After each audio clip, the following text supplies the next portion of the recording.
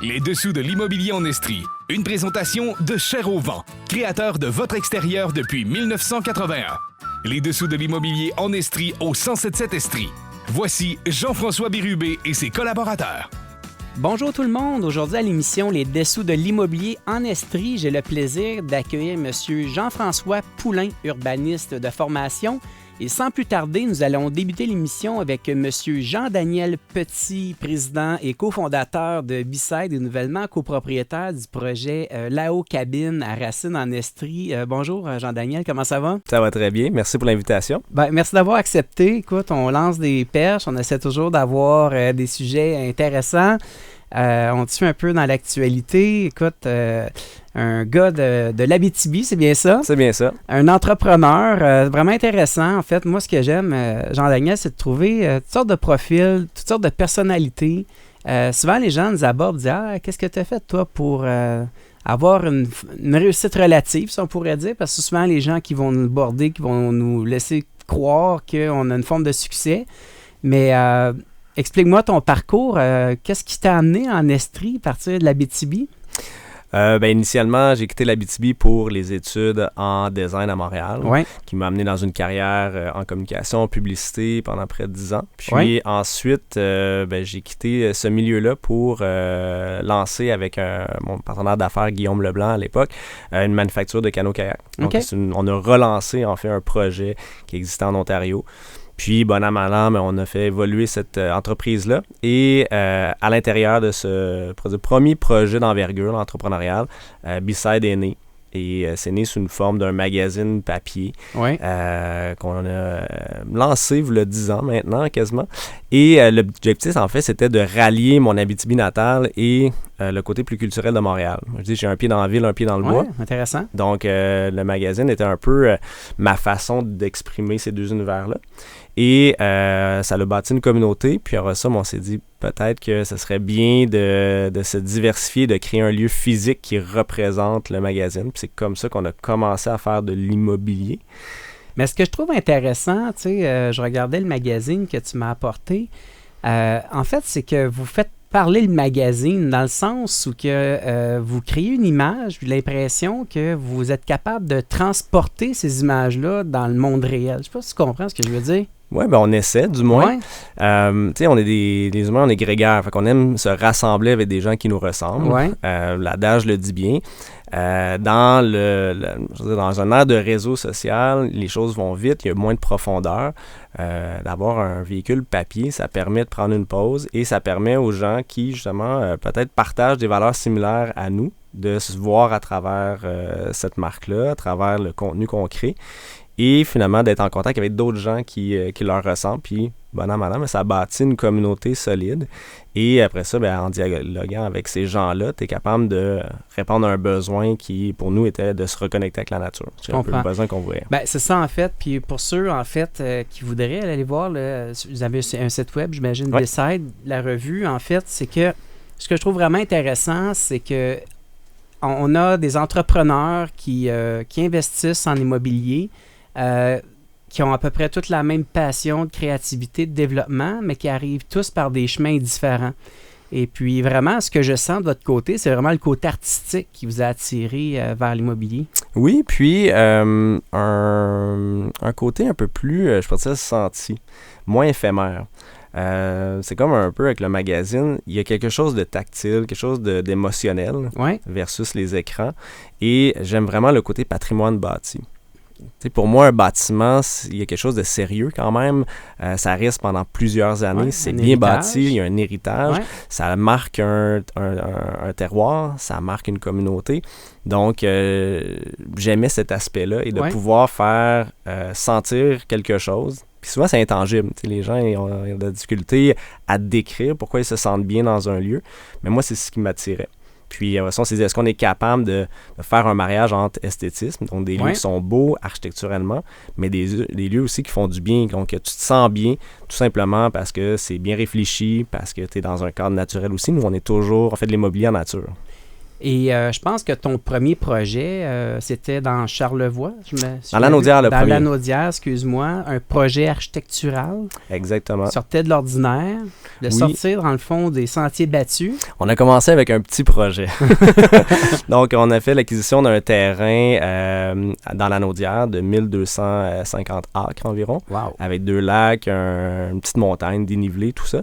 Et notre objectif, c'est de faire la conservation de territoire. Donc, on a pris un peu une carte du levier hypothécaire. Donc, on s'est dit, est-ce qu'on est capable de protéger 80% du territoire avec des servitudes de conservation et de développer seulement 20%? Puis, c'est ce qu'on a fait. Donc, on a subdivisé en deux grandes parcelles. Puis, le 20% a été subdivisé en des lots de 2 acres minimum qui ont été vendus à des particuliers qui ensuite se sont construits un chalet qui avait été dessiné par l'équipe d'architecture qu'on avait sélectionné. Donc, il y avait des critères architecturaux très stricts, j'imagine? Exact. Donc, on a travaillé avec Appareil Architecture qui nous a dessiné 3 typologies. Une chambre, 2 chambres, 3 chambres. Et ça permettait ensuite un volume, rabais volume pour la construction parce qu'on utilise des matériaux qui sont similaires. Après ça, l'entrepreneur finit par prendre de la rapidité. Donc, on a construit un peu une communauté où on mettait ensemble nos ressources. C'est comme une vision ou un projet global. Tout est intégré. Oui, c'est ça, hein? On a nous-mêmes fait le déboisement pour les chemins. Donc, la réflexion des chemins, c'est toujours sinueux. Ouais. Puis pourquoi? Mais en forêt, quand il y a une ligne droite, ça a l'air très défriché, tu vois loin. Nous, on voulait que ce soit l'inverse, que ce soit le côté intime. On a fait la ligne électrique, toujours en quinconce. Oui. Ce que ça fait, c'est que tu es capable d'avoir une canopée qui se referme. Tandis que si tu as une ligne droite, ben là, tu vas avoir une canopée d'un côté, pas de l'autre. Oui. On a fait des perches additionnelles sur la ligne d'Hydro-Québec. Comme ça, ta ligne est 1 mètre plus près du chemin. Tu coupes 1 mètre de moins d'arbres.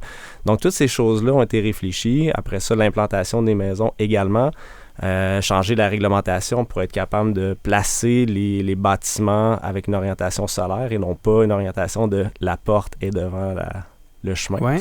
Donc, plein de petits changements comme cela qui, c'est peut-être pénible, long, fastidieux pour une personne unique, mais de le faire en groupe, en projet, puis après ça, de l'appliquer, ça nous a permis de faire ça. Comment on fait, Jean-Daniel, pour amener des partenaires financiers avec des idées colorées qui sortent de l'ordinaire, puis d'être capable de dire ça va être profitable, parce que ça doit être profitable avec ce genre d'investissement-là.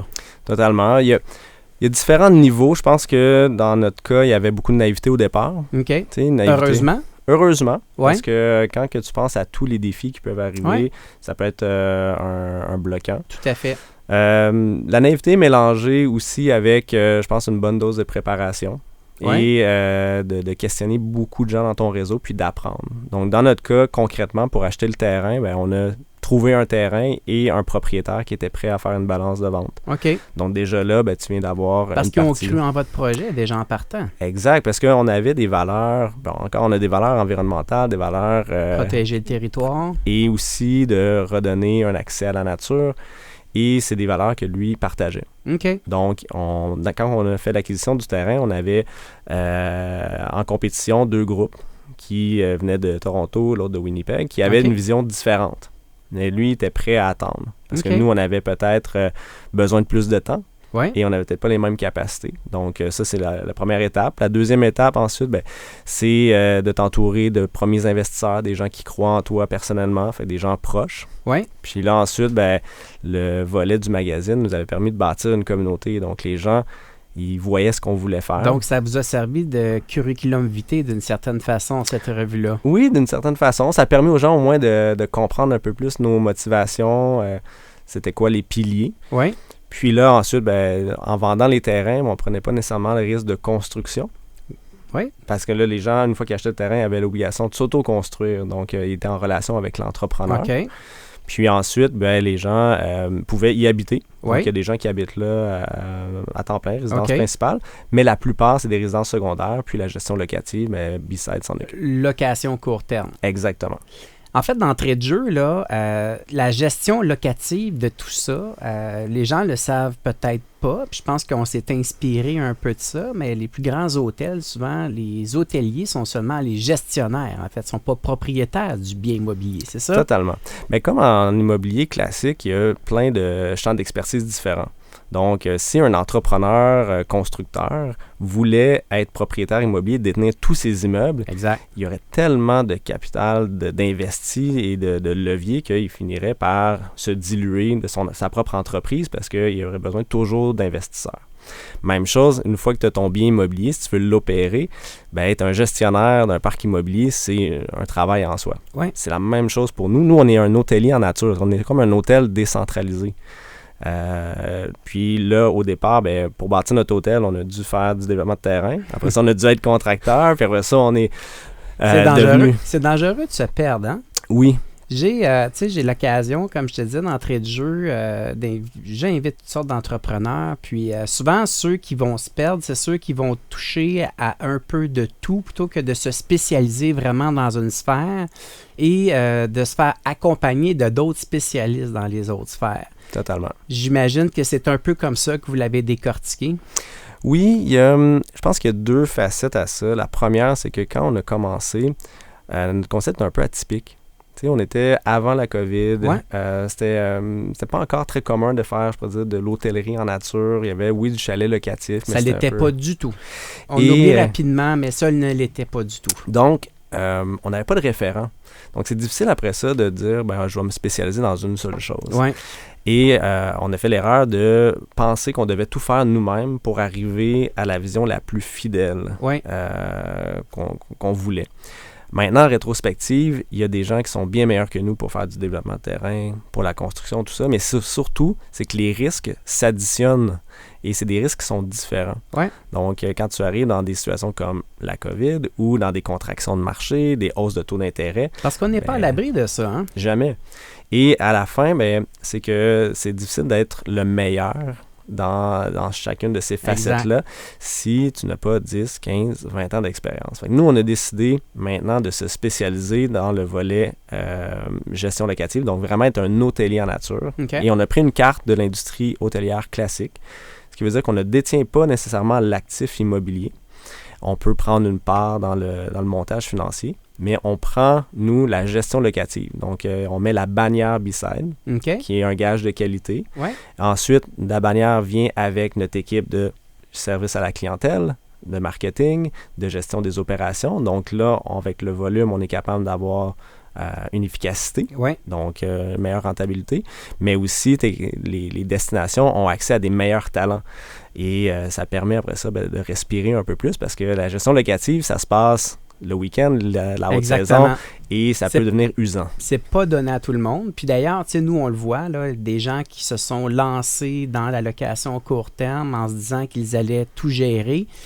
Excuse-moi l'expression, mais le party a une fin. Là. À un certain moment donné, là, ils deviennent essoufflés là, d'avoir à gérer des petites crises du week-end. Là. Puis pas juste ça, c'est que je pense que là, on a assez de data pour comprendre certaines tendances. Ouais. Donc, de 5 unités, de 0 à 5 unités, tu peux gérer ça soir et week-end avec un autre job à temps plein, ça se fait. De 5 à 10, 15 unités, là, il faut que tu fasses ça de temps plein. Ouais. Et tu n'as pas assez de revenus pour engager quelqu'un. Donc, tu fais tout. Ouais. Tu vas t'occuper de mettre les unités en marché, de faire ton service à la clientèle, tu vas faire les opérations, tu vas aller faire du ménage ou aider. Et là, c'est 7 sur 7.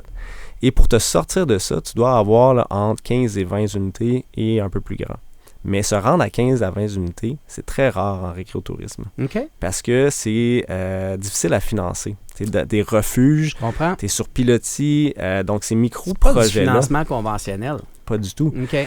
Donc, les rendements sont bons parce que l'unité ne coûte pas cher au pied carré à construire. Et en location court terme, c'est des bons revenus. Ouais. Par contre, tu dois atteindre un certain seuil. Sinon, ben, ton capital est pris dans ton projet et tu es un peu prisonnier de ton projet parce que tu travailles 7 sur 7. Je comprends. Et c'est ce qui arrive souvent dans les gens qui commencent graduellement, veulent grandir. Là, tu arrives un peu à ce plafond-là. Et si tu veux commencer immédiatement avec une vingtaine d'unités, ben là, la levée en capital est tellement grande. Et ça, comparativement à faire un 16plex. Je comprends. Beaucoup moins risqué, 16plex. Jean-Daniel, je t'écoute me parler. Je suis convaincu que des auditeurs aujourd'hui qui nous disent « Ouais, mais c'est ça, eux autres, ils ont commencé avant la COVID. » En réalité, je répète toujours, c'était certainement pas évident avant la COVID, plus qu'aujourd'hui, parce qu'on n'avait aucune idée où le marché allait nous amener. Aujourd'hui, vous êtes établi. Je pense qu'il y a un nouveau projet qui se lève. C'est quoi les défis pour une entreprise comme la vôtre en ce moment? Bien, je ramènerais que notre premier chalet, on l'a construit 1 mois avant la COVID. Oh! Et on a construit tous nos chalets pendant la COVID. Oh! Fait que donc, vous n'aviez pas froid aux yeux. On a eu une situation externe qui nous a été imposée, puis on a dû composer avec ça et jongler. Donc, on n'a pas eu, on n'a pas surfé sur la COVID pour la location, tout le monde qui voulait un chalet. Vous avez créé la vague. on était un peu dedans, mais maintenant, ce qu'on fait, puis les défis, en fait, le défi, c'est de sélectionner les bons projets parce qu'on n'a vu plus nécessairement développer de A à Z. OK. Parce que ce n'est pas notre expertise et c'est long. Bâtir un projet comme celui à Lanaudière, à Charlevoix ou même celui à Racine, ça prend 4 à 7 ans. Okay. Bien faire le projet. Là, ce qu'on fait, c'est qu'on sélectionne des projets. On est plus des curateurs. Okay. Donc, notre travail, c'est de voir des projets qui existent, qui sont très bien ficelés, qui ont été montés par des entrepreneurs de cœur, qui ont une vision similaire à la nôtre, et de voir ce qu'ils veulent vendre ou ils veulent être partenaires avec nous. Donc, avoir la bannière B-Side. Et nous, finalement, on vient les aider, soit dans les opérations, et eux, ils peuvent détenir l'actif. Ou sinon, ils peuvent vendre l'actif, puis nous, on l'opère. Donc, notre défi en ce moment, c'est de trouver ces petits projets-là pépites. Fait qu'il y a des gens qui nous écoutent aujourd'hui. Oui, puis il y en a. Puis nous, on peut devenir un allié opérationnel. Donc, les gens, ils restent encore propriétaires, puis on est vraiment là pour aider. Ou soit les gens peuvent dire « Hey, on est prêt à passer à autre chose » ou on veut passer le flambeau pour que le projet atteigne un autre niveau. Puis on est là aussi pour composer avec ça. Comment le marché a répondu au niveau de la location court terme en 2025 pour vous? Nous, ça va bien. Ouais. C'est quand même un marché qui est assez unique là, parce que la réglementation change beaucoup. Ouais. La perception aussi du public est évolutive. Là où que nous, je pense qu'on réussit à tirer notre épingle du jeu, c'est que les projets, c'est une densification de location court terme. Ce n'est pas des unités qui sont à l'intérieur d'un village ou sur un lac avec des gens qui habitent là. Donc, l'espèce de cohabitation entre c'est ma résidence principale et je veux de la quiétude. Ouais. Et finalement, j'ai une unité de location court terme que je veux maximiser, n'existe pas dans nos projets. Okay. Nous, c'est vraiment... Nos unités sont concentrées dans un lieu, c'est toujours adossé à une forêt protégée ou une grande étendue de territoire qui est non développé. Donc, ça devient comme positif pour les régions. Puis, de l'autre côté, ben, avec la marque B-Side, puis c'est comme du mutualisme de ressources. Ouais. On est capable de faire peut-être une meilleure mise en marché. Puis, on a eu une très, très bonne année. Est-ce que tu penses que les politiques de nos voisins du Sud ont aidé à garder nos Québécois, nos Canadiens dans la région?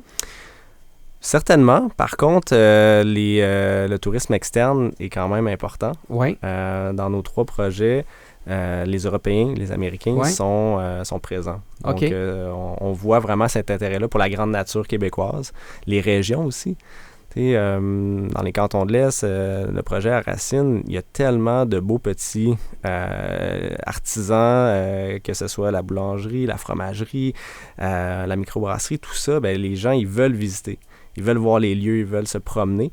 Donc, je pense que nos régions attirent une bonne façon de s'imprégner de la région. À 100%. Comment on fait pour les gens qui nous écoutent pour visualiser un peu les projets puis la possibilité de louer, tout ça? On vous retrouve comment? Oui, donc sur notre site web, bside.earth. Okay. Et les 3 projets qu'on opère, ben, c'est B-Side Habitat Lanaudière, B-Side Territoire Charlevoix et maintenant B-Side là-haut, Canton de l'Est. Moi, Jean-Daniel, je t'écoute, j'ai juste envie de dire aux jeunes, vous avez des projets, faites-vous confiance, entourez-vous bien, croyez en vos rêves, hein? C'est souvent ça. Oui, puis commencez, je veux dire, juste graduel. On a fait des erreurs, on a eu des hauts, on a eu des bas, on évolue, mais à chaque année, je pense qu'on prend une carte de notre apprentissage, on ajuste le modèle d'affaires. Et là, en 2025, sur mon plan d'affaires, moi, c'était écrit « Small is beautiful ». Donc, de ramener à l'essentiel quelque chose de plus petit, de plus lean, une petite équipe et d'y aller graduellement. Je pense que dans nos débuts, on avait une ambition d'aller vite, de construire beaucoup rapidement. Puis là, maintenant, on est plus dans du partenariat stratégique, de collaborer avec des experts autour. Et c'est franchement plus agréable. C'est moins stressant, mais aussi... L'expérience qui parle. Comment ça? Il y a encore énormément d'années devant nous. Là, donc, d'après moi, on se reparle dans 10 ans. Je vais avoir tout un autre, cheminement, mais pour l'instant, là, on est là. Écoute, Jean-Daniel, tu es le premier que j'ai l'occasion de rencontrer qui m'amène une approche aussi globale, créative. Je vous invite sincèrement à aller voir le site web beside.earth, c'est bien ça? C'est bien ça. Vraiment intéressant. Vous aimez l'architecture, vous aimez le mode de vie en forêt. On ressent un peu des racines de l'Abitibi à travers tout ça, la pêche, le plein air et tout ça. Vraiment intéressant. Jean-Daniel Petit, président et cofondateur de Beside et nouvellement copropriétaire du projet Lao Cabine à Racine. Écoute, si jamais tu as des bonnes idées ou tu veux venir partager de nouvelles expériences, je suis même plus loin qu'un texto. Ça fait plaisir. On garde contact. Je vais te souhaiter un super bel avant-midi. Mais merci beaucoup. Merci à toi. Vous aimez l'émission? Vous avez des commentaires, des suggestions? Écrivez-moi à imo.estri@cogecomedia.com. Je prendrai le temps de lire vos courriels, d'y répondre et certainement amener les sujets. Alors, imo.estri@cogecomedia.com.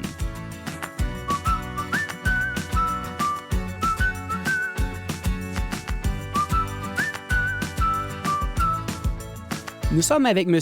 Jean-François Poulain, vice-président de la planification développement urbain chez Groupe Custeau, urbaniste de formation. Bonjour Jean-François, comment ça va? Ça va très, très bien. Oui, écoute, tu es quasiment un régulier à l'émission. On aime ça. Ouais. On a parlé d'urbanisme. Oui, exact. En fait, c'est quand même un sujet d'importance dans le cadre du développement d'une municipalité. On vient de passer à travers les élections municipales. En fait, est-ce qu'on espère des changements? Est-ce que la personne au pouvoir sera en mesure d'apporter des changements ou sera en mesure de juste suivre la lignée qui a été établie? En fin de compte, les nouveaux élus arrivent avec des nouvelles orientations souvent. Ouais. On arrive au pouvoir, on a des idées, on va les mettre en œuvre souvent dans un outil réglementaire qui peut être comme un plan d'urbanisme. Et puis, on essaie d'inculquer notre vision comme élus. Ouais. Là. Fait que là, avec les nouveaux élus qui s'en viennent, on va peut-être voir certains changements dans quelques municipalités. Exemple, à Sherbrooke, on avait des élus qui étaient très... protection des milieux naturels, Oui. Et peut-être un peu moins emploi, infrastructure, tout ça. Fait que possiblement que les nouveaux élus vont venir ajuster leur outil de planification selon leur nouvelle vision. En même temps, Jean-François, on parle de ça, mais pas très sexy de partir en campagne électorale pour dire que le budget, je vais le consacrer aux infrastructures. Hein? Ah, oui, effectivement. Puis ça fait plusieurs années que les élus ont mis ça un peu en dessous de la... Ouais. En dessous de la couverte. En dessous de la couverte, hein, parce que c'est des investissements majeurs. Les infrastructures, on peut parler des stations d'épuration des eaux ou des enjeux d'aqueduc, etc. Là. Fait que c'est beaucoup de sous qu'on doit investir, puis ça prend de l'aide aussi, parce que les municipalités ne peuvent pas tout payer, on le sait, hein, c'est nos taxes qui payent le... Fait que ça prend de l'aide aussi des autres gouvernements, puis souvent, ça vient pas. Il doit y avoir des règlements d'emprunt qui existent pour les municipalités? Assurément, un règlement d'emprunt, mais... Il y a toujours des défis là-dedans. Qui doit payer pour ces infrastructures-là? Est-ce que c'est les nouveaux résidents ou c'est les résidents qui sont là depuis longtemps? Fait que c'est un gros défi. Et puis, certains élus l'ont mis en dessous de la couverte là, pendant un certain temps, mais là, assurément, ça va ressortir parce qu'on a des besoins en habitation puis en emploi. Fait que, mais en même temps... aide-moi, là, aujourd'hui, j'achète un terrain. Là, dans le prix d'acquisition, les infrastructures sont déjà comprises? Oui, assurément. On parle d'un terrain existant sur une rue existante. Oui. Là. Assurément, les services sont là. Oui. Lorsqu'on parle d'une rue qui est une nouvelle rue, autrefois, il y a peut-être une vingtaine d'années, les villes, c'est eux qui développaient les rues, qui payaient les rues. Puis on avait un règlement d'emprunt sur 10 ans, 20 ans. On appelait ça l'amener des services. Oui. Les municipalités, ils ont décidé d'arrêter de faire ça. Parce que, premièrement, il y avait... La plupart, je La pense. plupart ont Ouais, arrêté. c'est ça. Et puis, c'est maintenant le promoteur, celui OK. qui est propriétaire du terrain puis qui va ouvrir la rue, c'est lui qui va la On payer. appelle la ça rue. des taxes de travaux permanents. Les travaux permanents, c'est ça, Exact. exactement. Maintenant, ça n'existe pas. Tu achètes Ouais. un terrain sur une rue neuve, Ouais. c'est déjà inclus. La municipalité, la rue, elle est construite par le promoteur. La municipalité reçoit gratuitement la rue après, puis elle doit l'entretenir, bien sûr. Mais dans le coût du terrain, là, tout est inclus. Alors Il là, faut faire attention, parce que des fois, il y a des petites exceptions. Là. Tu peux avoir, si tu as une rue, que c'est tout de l'enfouissement électrique, Oui. ben là, ça se peut que tu aies une taxe supplémentaire pour payer cet enfouissement électrique-là ou des lampadaires architecturaux. Fait que des fois, tu peux te retrouver que tu as un compte de taxe normal, mais oui, tu peux avoir une taxe de secteur. avec un extra. Avec un extra. Puis certaines municipalités, tu parlais tantôt d'infrastructure, ils peuvent aussi dire, bien, dans ce secteur-là, on va mettre une taxe supplémentaire parce que faut investir dans nos infrastructures. Ils peuvent le faire. Maintenant, là, je te pose la question, là, vraiment humblement, mais on est dans une situation, on dit, si tu achètes le terrain puis que les infrastructures sont payées, donc là, pour le coût de la ville, en fait, c'est tout l'assainissement des eaux, traitement des eaux. En fait, c'est les infrastructures de la ville, c'est probablement cette portion-là, en fait, qui leur revient, qui a des coûts importants à supporter. Oui, assurément. Puis faut l'entretenir, cette rue-là aussi. Hein? Ouais. Faut que, Il y a une durée de vie. Il y a une durée de vie. Il va falloir l'entretenir, le déneiger, Ouais. etc. Mais ça l'amène quand même des taxes pour une Ben, ville. c'est ça, exact. Les ouvertures de rue, etc., c'est quand même important. Il y a beaucoup de besoins en habitation. On entend ça souvent, là, mais comme exemple, ici à Sherbrooke, en 2024, il y avait 184 000 personnes. On prévoit qu'il va y en avoir 40 000 autres d'ici 15 ans. Mais 40 000 personnes, il faut les loger. Ouais. Ça prend des écoles, ça va prendre du transport en commun. À Sherbrooke, on est habitué, on a de l'espace, on s'éparpillait un petit peu. On faisait beaucoup de maisons unifamiliales sur des grands terrains. La tendance est vraiment différente. Là. Avec les nouveaux outils d'urbanisme, les nouvelles orientations du gouvernement, c'est plutôt une densification qui est favorisée.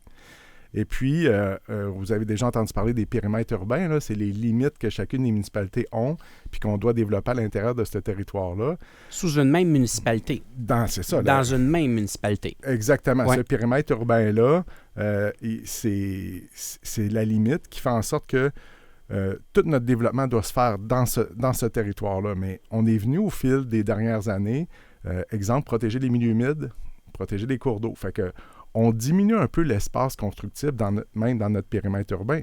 Là où on devrait retrouver la densité. Exactement. Un certain nombre de logements à l'hectare, ben là, le terrain se fait de plus en plus rare.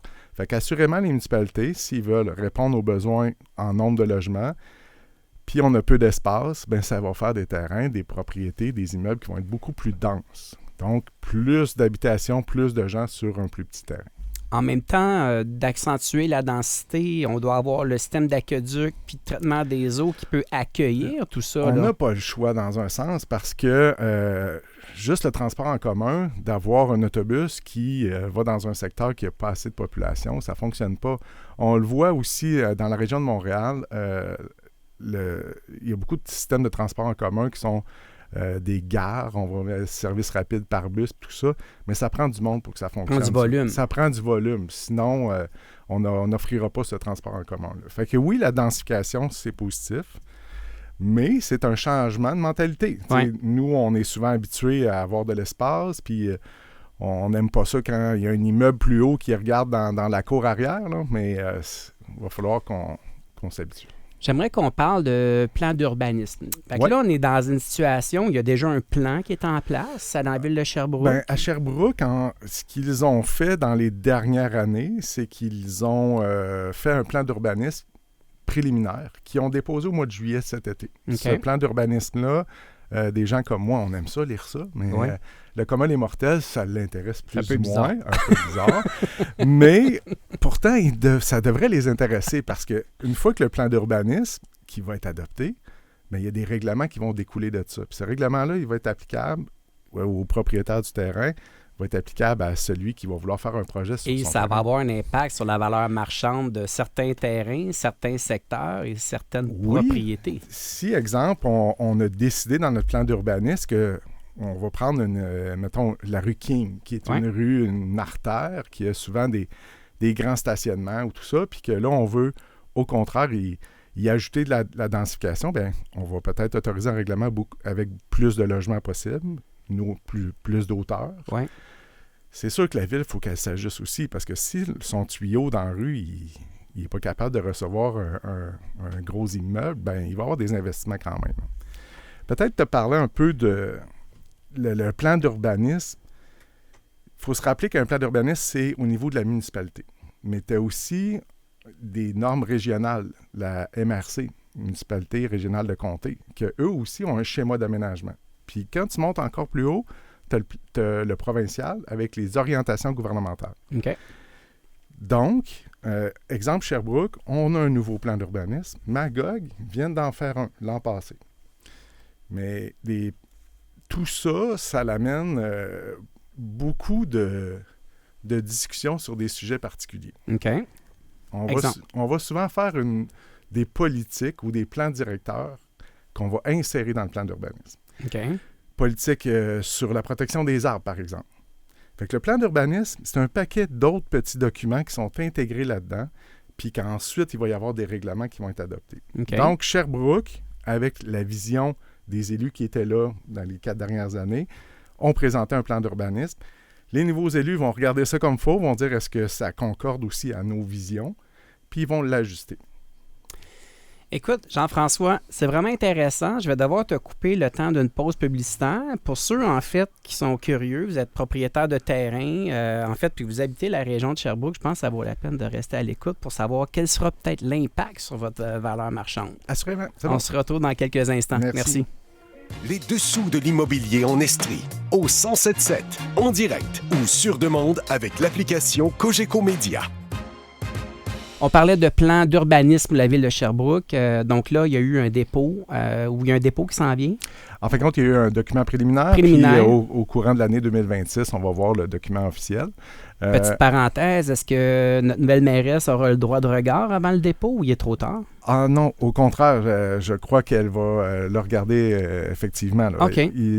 De modifier puis tout ça, je crois que ça va prendre au moins 1 an avant que ça rentre en vigueur. OK. Donc, toute modification possible avant le dépôt officiel. Le plan d'urbanisme préliminaire, il y a eu quand même beaucoup de consultations. Je pense qu'ils ont fait un bon travail de consultation. Citoyenne? Exactement. Oui, OK. Il y a beaucoup de gens qui se sont prononcés. On se rend compte que c'est un plan d'urbanisme qui amène des visions vraiment au goût du jour. Oui.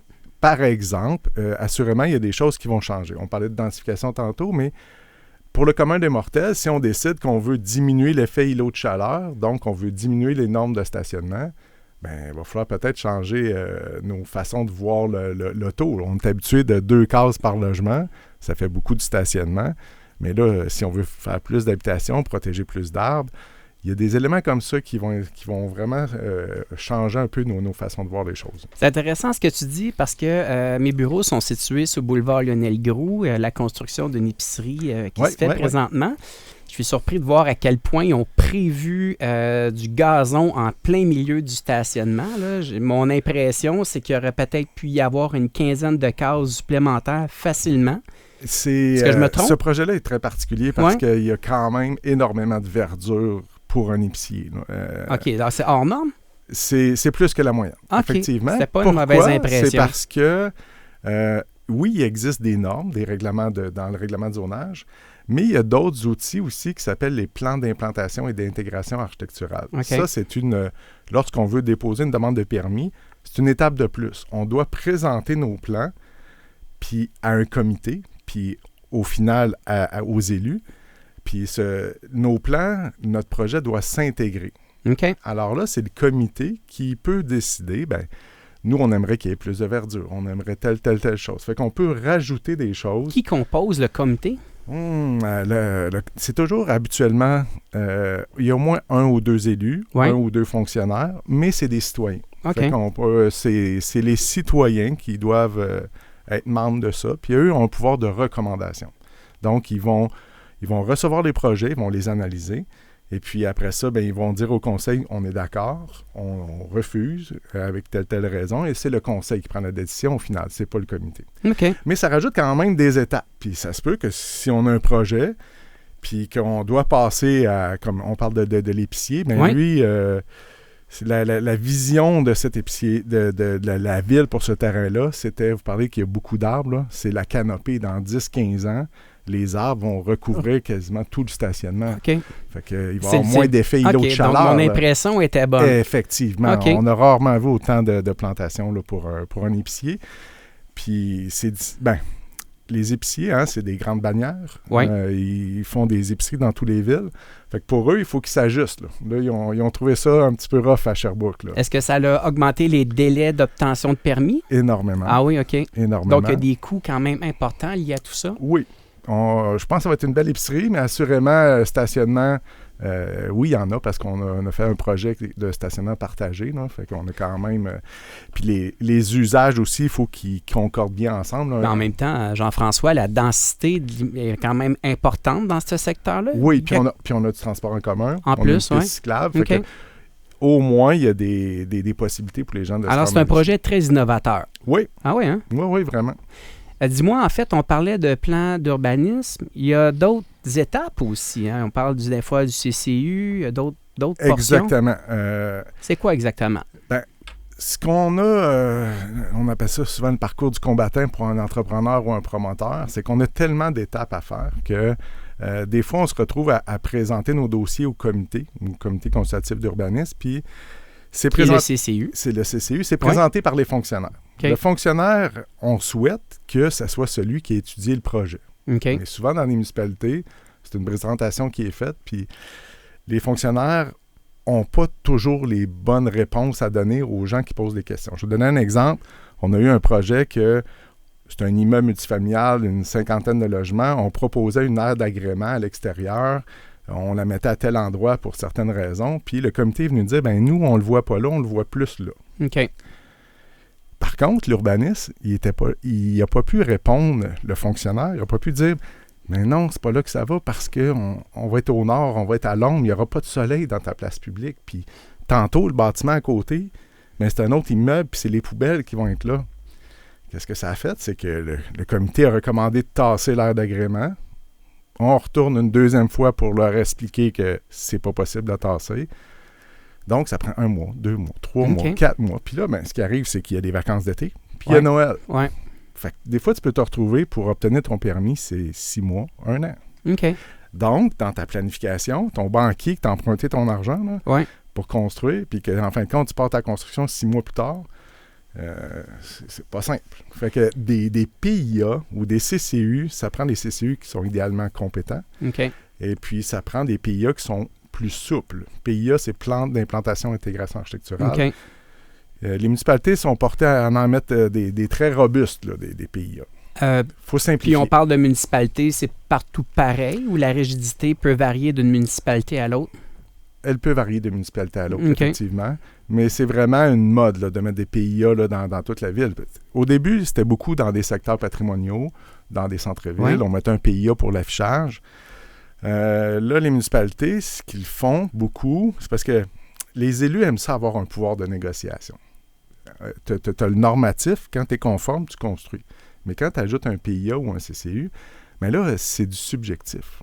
Donc, c'est pas ça le rôle. Hein. Il faut pas que la personne dise « Ah, moi, j'aime pas ça » parce que le j'aime pas ça, là, c'est... Mais tu sais, Jean-François, l'exemple, on est situé, comme je disais tout à l'heure, sur Lionel Groulx. On a un logo, un branding qui est quand même fort, que du noir et du rouge, mais la ville accepte pas les couleurs. Donc, on a dû demander une permission, en fait, à la maison mère d'enlever le rouge sur le logo. Donc, ça amène quand même certaines complexités, On tout peut ça. voir dans certains centres-villes, tu sais, l'affichage est vraiment différent, là. Puis des grosses bannières, comme des McDo de ce monde, ils n'ont pas le choix de s'ajuster.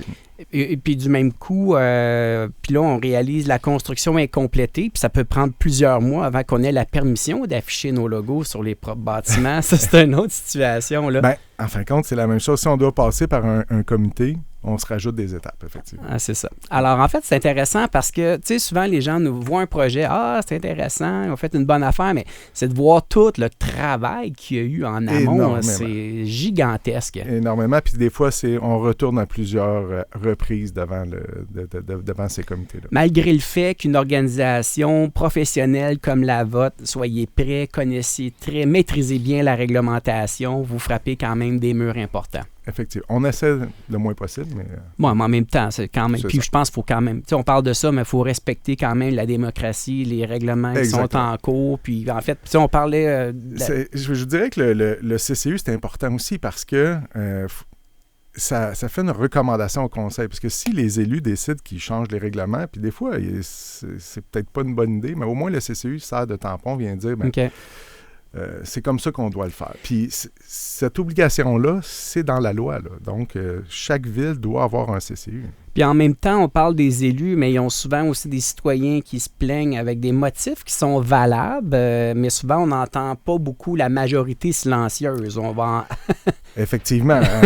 Lorsqu'il y a un projet à côté de chez vous, si ça te touche, tu y vas. Mais sinon, c'est rare que les gens se déplacent. Il y a eu récemment des discussions dans la dernière année, là, rapidement, Jean-François. Là, vous êtes propriétaire d'un terrain, puis votre voisin immédiat est zoné maintenant pour faire un 30 ou un 40 logements, puis quelqu'un veut l'implanter. Je pense qu'il n'y a plus moyen pour les voisins autour de contester ça. Hein? Pas tout à fait. Okay. En fin de compte, ce que tu me parles, c'est le projet de loi 31 qu'on appelle couramment. Là, ouais. C'est que le gouvernement est venu dire... Pour des raisons X, ouais. on va enlever l'approbation référendaire. C'est-à-dire que les gens peuvent aller au conseil, mais il n'y aura pas de référendum comme un vote pour faire refuser un projet.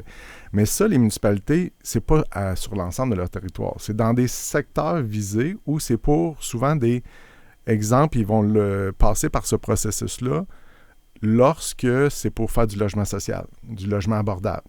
Donc, il y a vraiment des critères que le gouvernement provincial sont venus dire, puis tu peux passer par cet outil-là qui permet d'enlever le référendum seulement lorsque tu as un taux d'occupation très faible. Si tu es une ville qui a beaucoup de logements, tu ne pourras pas faire ça. Fait que c'est quand même bien balisé. Le pouvoir aux citoyens il est toujours là. Hein, bon, excellent. C'est ce qu'on veut entendre. Ouais. En même temps, tout est bien balisé, mais j'ai l'impression que c'est un peu un parcours du combattant. Fait que je pense qu'on va avoir quand même prochaines bonnes occasions de se revoir, de t'avoir à la radio pour nous actualiser. Exactement. Exemple à Sherbrooke, là, le plan d'urbanisme dans la prochaine année, mais tous les règlements qui vont en découler, là, ça va emmener beaucoup de discussions assurément. Jean-François Poulain, vice-président à la planification et au développement urbain chez le groupe Custo, urbaniste de formation. Merci beaucoup encore une fois d'avoir pris de ton temps. Un grand plaisir. Bonne journée. Bonne journée. C'est déjà ce qui met fin à notre émission d'aujourd'hui. Merci sincèrement d'avoir été des nôtres. Je veux remercier mes précieux collaborateurs, M. Jean-Daniel Petit et M. Jean-François Poulain. Merci beaucoup à mon technicien préféré, Gilbert, à la console. N'oubliez pas qu'en tout temps, vous pouvez aussi réécouter les dessous de l'immobilier en Estrie, soit via le site du 1077 Estrie, section rattrapage, ou encore via l'application Cogeco Média dans l'onglet Balado. Vous avez des questions, des commentaires, contactez-moi directement par courriel à imo-estrie@cogecomedia.com.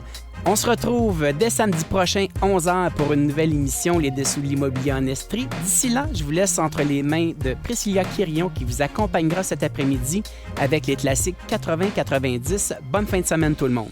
Les Dessous de l'immobilier en Estrie, une présentation de Cher au vent, créateur de votre extérieur depuis 1981.